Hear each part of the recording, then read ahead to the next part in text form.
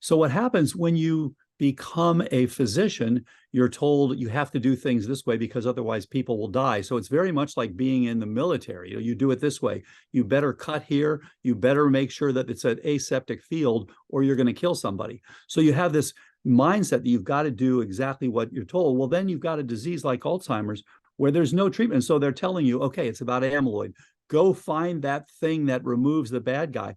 You need to start much earlier and say, well, what is actually causing this problem? Why is the amyloid there? And this, this old idea, the amyloid's there to give you Alzheimer's, is so silly. The amyloid is there for a reason. And it turns out that it is a beautiful response to various insults. Just as you said, you have pathogens. The amyloid is a beautiful sequestrant and antibiotic. So it is an antimicrobial peptide that's been shown beautifully and first discovered actually by professors Robert Moyer and Rudy Tanzi at Harvard several years ago. And so, it is killing, and it's interesting. It has antiviral activity. It has antibacterial activity. It has antifungal activity. It's pretty remarkable, but it also has this interesting property of being a sequestrant. So you essentially coat these things.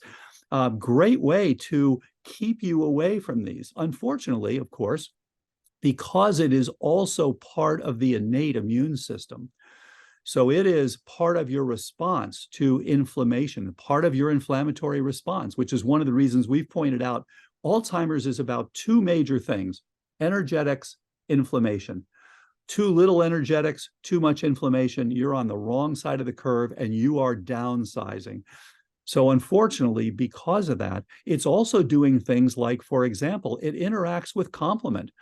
And Professor Ben Barres from Stanford showed a number of years ago that as you age, your synapses are often covered with complement. Kind of remarkable. So you're in this kind of and just explain to people what complement is, because a lot of people won't be familiar with that.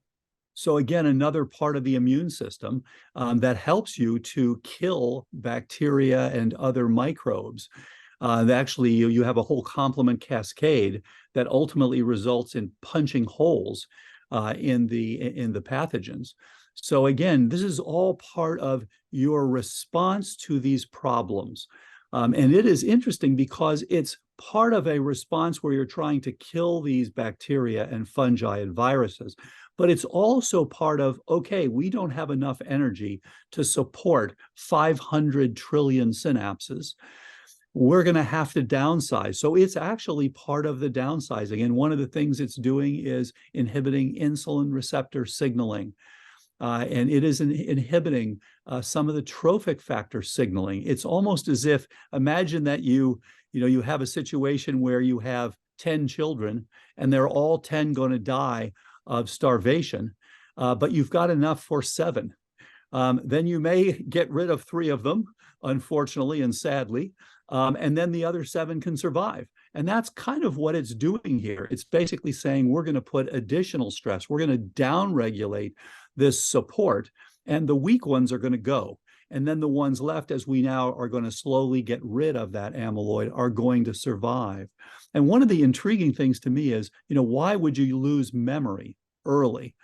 That's such a horrible thing to lose. Well, it turns out, if I said to you, hey, you can wake up tomorrow morning and you can either not remember new things. You can remember everything that's come up till now, so you can live your life, do all sorts of wonderful things, but you're not going to be as good going forward at remembering new things. Or you can wake up tomorrow morning and you won't remember how to speak or how to read or how to do your job. Well, that's an easy choice.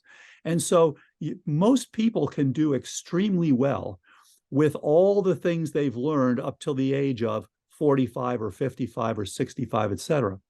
And I should add, when I was training way back in the 80s in neurology, we thought of Alzheimer's as a disease of your 60s, 70s, 80s, 90s. We now know it's really a disease of your 30s, 40s, 50s, and 60s that's diagnosed 20 years later. Mm-hmm. And unfortunately, it is moving into earlier people. We see people all the time now diagnosed in their early 50s, when we never used to see that when I was training. So things are changing, and we're beginning to understand a lot more about why that is and what to do about it. Actually, I'm writing a paper right now on these long-term sustained improvements where we have people over a decade who've improved and then sustained their improvement. It's really exciting to see.